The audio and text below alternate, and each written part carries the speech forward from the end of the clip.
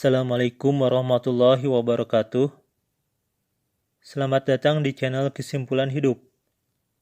Sebelum ke pembahasan, sudah semestinya kita berdoa. Semoga Allah menjadikan Al-Quran sebagai petunjuk bagi kita dan mengajarkan kita ilmu yang berguna baik di dunia maupun di akhirat. Salawat serta salam semoga senantiasa tercurah kepada Nabi Muhammad SAW. Sebagian orang ada yang mempertanyakan apakah ada juru selamat dalam agama Islam. Tanpa berlama-lama, mari kita mulai. Bismillahirrahmanirrahim. Seseorang yang melakukan kejahatan, khususnya kejahatan besar, seperti korupsi, pemerkosaan, dan pembunuhan, seharusnya mengalami persidangan di pengadilan.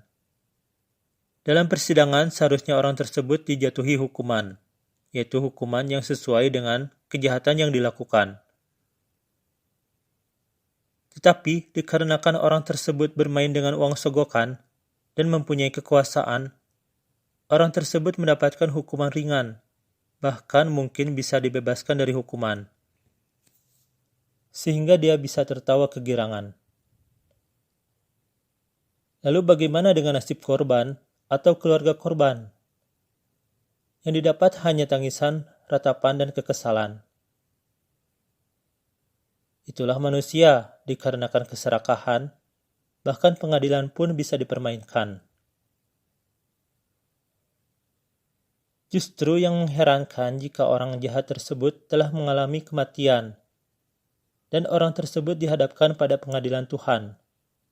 Dengan jaminan juru selamat, orang tersebut kembali dibebaskan dari hukuman. Itulah konsep juru selamat, di mana tindak kejahatan selalu diuntungkan. Sedangkan korban, sungguh kasihan, di dunia dan akhirat engkau tidak mendapatkan keadilan. Dengan konsep juru selamat seperti ini, di manakah adanya keadilan Tuhan? Negara kita adalah negara hukum, di mana orang yang terbukti melakukan perbuatan pidana kejahatan, seperti korupsi, pembunuhan, dan pemerkosaan, mendapatkan hukuman yang setimpal. Memang dalam sebuah persidangan terdapat putusan bebas dan juga putusan lepas. Pasal ini terdapat pada KUHP. Pasal 191 ayat 1 KUHP. Jika pengadilan berpendapat bahwa dari hasil pemeriksaan di sidang, kesalahan terdakwa atas perbuatan yang didakwakan kepadanya tidak terbukti secara sah dan meyakinkan, maka terdakwa diputus bebas. Pasal 191 ayat 2 KUHP. Jika pengadilan berpendapat bahwa perbuatan yang didakwakan kepada terdakwa terbukti, tetapi perbuatan itu tidak merupakan suatu tindak pidana, maka terdakwa diputus lepas dari segala tuntutan hukum. Apabila terdakwa tersebut dihukum dan menjadi narapidana, terdapat pasal mengenai pembebasan bersyarat. KUHP telah mengatur adanya kemungkinan narapidana tidak menjalani pidana penjara sampai selesai pada waktunya. Hal tersebut dinyatakan dalam pasal 15 ayat 1 KUHP sebagai berikut. Jika terpidana telah menjalani 2/3 dari lamanya pidana penjara yang dijatuhkan padanya, sekurang-kurangnya harus 9 bulan, maka ia dapat dikenakan pelepasan bersyarat. Itulah ketentuan hukum di negara kita. Lalu bagaimana? Apakah dalam agama Islam ada juru selamat ketika di akhirat? Manusia setelah mengalami kematian akan mengalami beberapa kejadian, di antaranya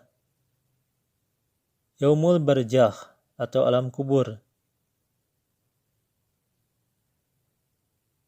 Surat Al-Mumtahanah ayat 13.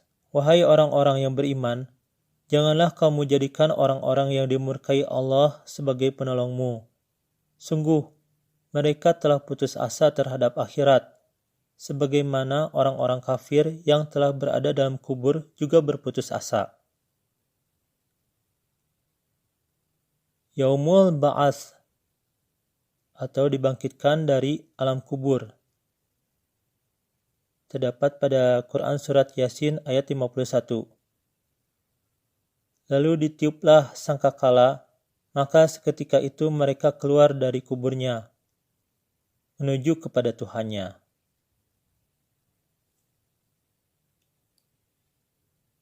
Yaumul Masyar atau Padang Masyar. Terdapat pada Quran Surat Ibrahim ayat 48. Yaitu pada hari ketika bumi diganti dengan bumi yang lain. Dan demikian pula langit. Dan mereka manusia berkumpul di Padang Masyar menghadap Allah yang Maha Esa, Maha Perkasa. Yaumul Hisab atau perhitungan amal perbuatan ketika hidup di dunia. Quran Surat Az-Zumar ayat 69. Dan bumi, Padang Masyar, menjadi terang benderang dengan cahaya keadilan Tuhannya. Dan buku-buku perhitungan perbuatan mereka diberikan kepada masing-masing. Nabi-nabi dan saksi-saksi pun dihadirkan, lalu diberikan keputusan di antara mereka secara adil, sedang mereka tidak dirugikan. Pada saat inilah kita memerlukan syafaat. Syafaat adalah usaha perantaraan dalam memberikan suatu manfaat bagi orang lain atau mengelakkan sesuatu bahaya bagi orang lain. Sumber Wikipedia.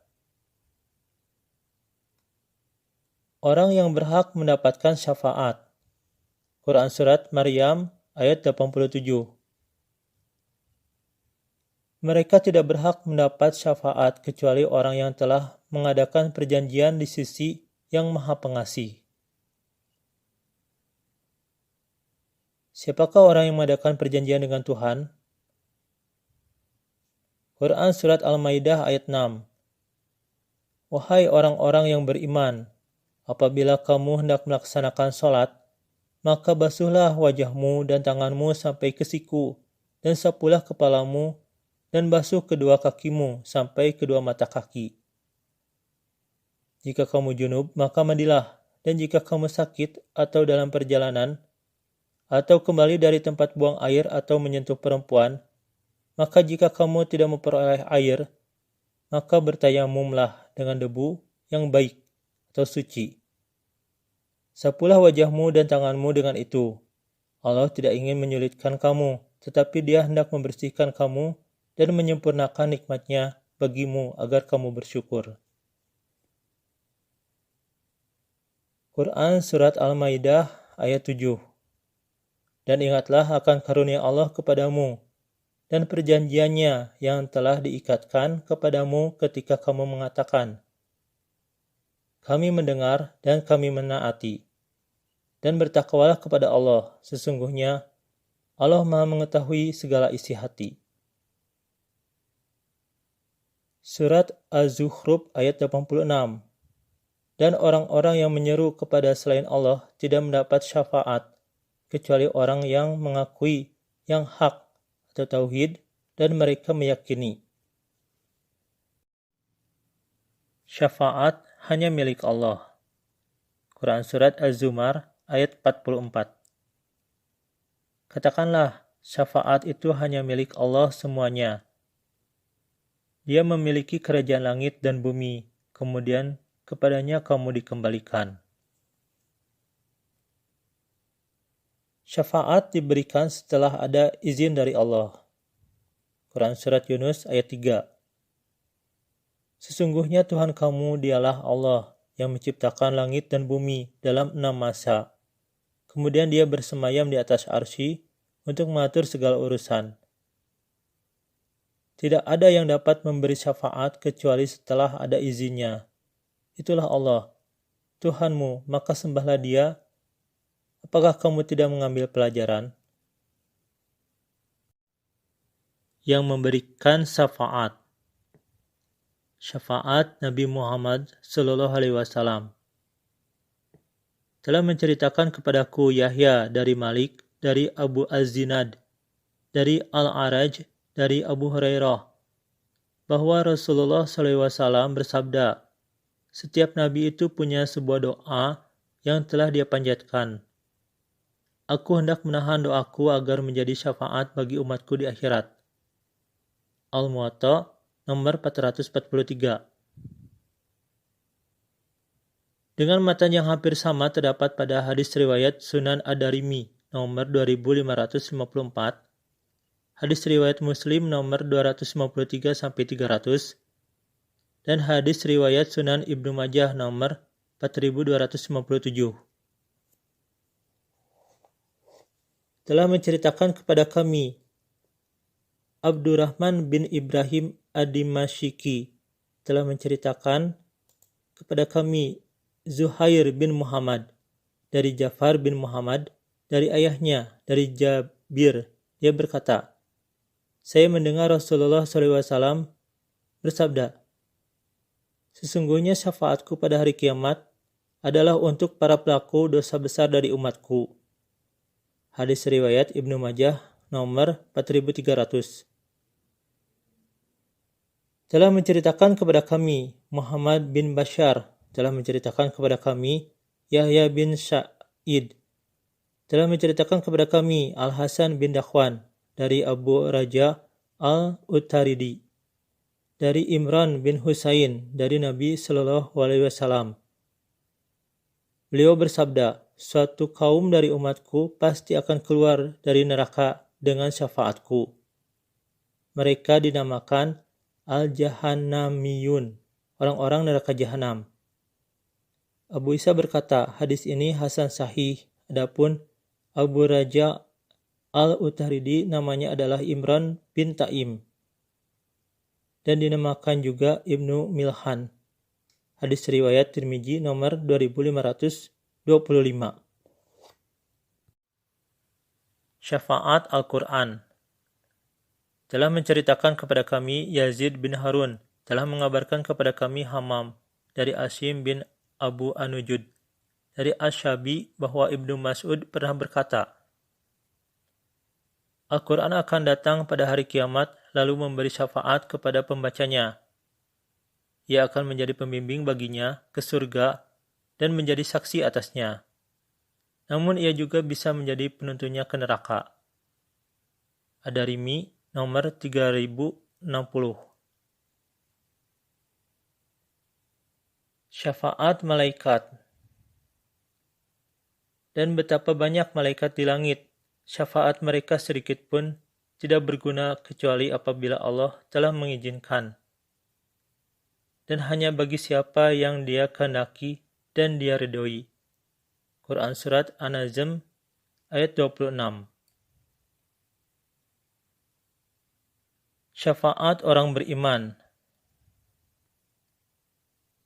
Telah menceritakan kepada kami Al-Walid bin Suja Asy-Syakuni, telah menceritakan kepada kami Ibnu Wahab, telah mengabarkan kepadaku Abu Syakar dari Syarik bin Abdullah bin Abu Namir, dari Quraib, dari Ibnu Abbas. Ia berkata, saya mendengar Nabi SAW bersabda, tidaklah seorang muslim meninggal dunia, kemudian terdapat 40 orang yang tidak mensekutukan Allah dengan sesuatu pun berdiri untuk mensalatkan jenazahnya, melainkan diterima syafaat mereka untuknya. Hadis riwayat Abu Daud nomor 2756. Setelah Yaumul Hisab, selanjutnya Yaumul Mizan, yaitu hari ditimbangnya amal perbuatan. Quran Surat Al-A'raf ayat 8-9. Timbangan pada hari itu ialah kebenaran atau keadilan. Maka barang siapa berat timbangan kebaikannya, maka mereka itulah orang-orang yang beruntung. Dan siapa yang ringan timbangan kebaikannya, maka itulah orang-orang yang merugikan dirinya sendiri, disebabkan mereka selalu mengingkari ayat-ayat kami. Yaumul Jaza, yaitu hari pembalasan amal perbuatan. Quran Surat Al-Jathiyah ayat 28. Dan pada hari itu engkau akan melihat setiap umat berlutut. Setiap umat dipanggil untuk melihat buku catatan amalnya. Pada hari itu kamu diberi balasan atas apa yang telah kamu kerjakan. Semoga kita selalu dalam lindungan Allah Subhanahu wa Ta'ala. Sebagai kesimpulan, dalam agama Islam, khususnya ketika di akhirat, ganjaran setiap amal perbuatan akan diberikan seadil-adilnya. Dan dalam agama Islam pun ada juru selamat, tetapi namanya syafaat. Wallahu a'lam bishawab. Terima kasih telah menonton video ini.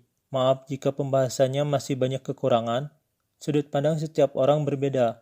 Silahkan jika Anda mau menulis komentar, saran, atau kritik. Akhirul kalam. Wabillahi taufiq wal hidayah. Wassalamualaikum warahmatullahi wabarakatuh.